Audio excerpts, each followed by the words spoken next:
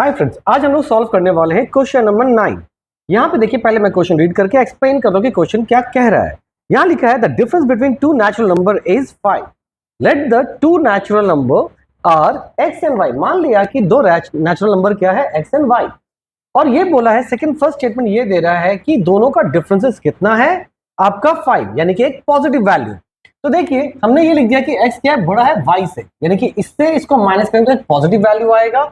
According to question, x minus y is equal to 5, isn't it? Now, फिर बोला है and the difference of their reciprocal is 1 by 10। मतलब इन दोनों का reciprocal का डिफरेंस, एक चीज ध्यान रखिएगा।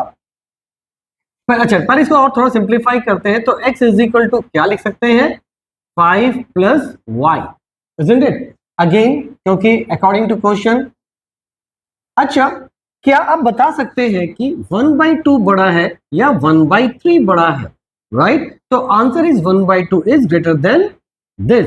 ऐसा इसलिए क्योंकि डिनोमिनेटर में जितना छोटा वैल्यू होता है, if numerator having same value, अगर न्यूमरेटर का सेम वैल्यू है और यहाँ का जो डिनोमिनेटर है वो छोटा है तो इसका वैल्यू बड़ा होगा। कैसे? इसको अगर हम डिवाइड करें तो कितना आएगा, 0.5, और इसको डिवाइड करें तो 0.33। तो आपको समझ में आ रहा होगा कि ये क्या है, बड़ा है, isn't it? अब क्वेश्चन ये है कि मैं यहां पे इसको क्यों एक्सप्लेन कर रहा हूं, क्योंकि जब इनके रेसिप्रोकल का माइनस किया जा रहा है तो वो वैल्यू आ जा रहा है 1/10। कितना आ रहा है, 1/10। तो यानी कि जो बड़ा वैल्यू है तो दोनों में से बड़ा वैल्यू कौन होगा?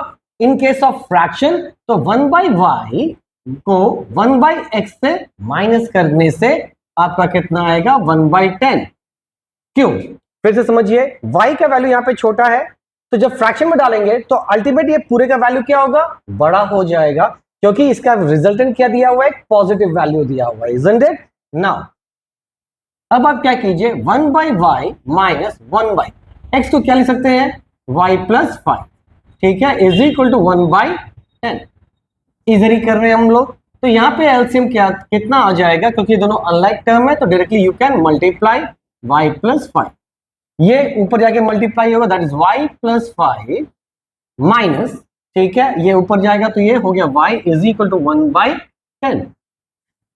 अब ऊपर का ब्रैकेट ओपन करें तो y plus 5 minus y by y square plus 5y is equal to 1/10।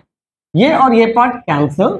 अब हम लोग क्या करेंगे, ये इधर जाके मल्टीप्लाई होगा और ये इधर जाके, तो 10 5 50 is equal to y square plus 5y।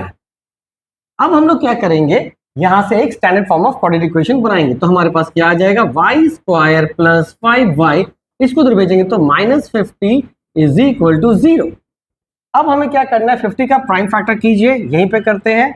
तो 50 का जब प्राइम फैक्टर करेंगे तो क्या होगा, 5 10 5 2 राइट। तो 10 में से 5 2 10 में से 5 जाएगा तो कितना आएगा, 5। तो यहाँ पे हम लोग क्या लिख सकते हैं, y square plus 10y minus 5y minus 50 is equal to 0।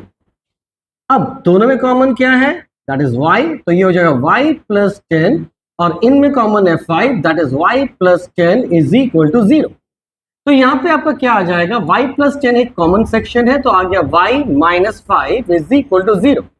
So we can write y is equal to minus 10 and y is equal to 5। लेकिन यहाँ पे क्या बोला है, ये क्या है, एक नेचुरल नंबर है तो sir it can't be a negative. तो y का वैल्यू कितना आया, 5। तो therefore x is equal to क्या था, 5 plus y, that is 5 plus 5 which is equal to 10। तो ये हो गया आपका एक नंबर और ये दूसरा number. Thank you, hope it is clear now. अगर ये वीडियो आपको अच्छा लगे तो लाइक कीजिए, शेयर कीजिए, सब्सक्राइब कीजिए।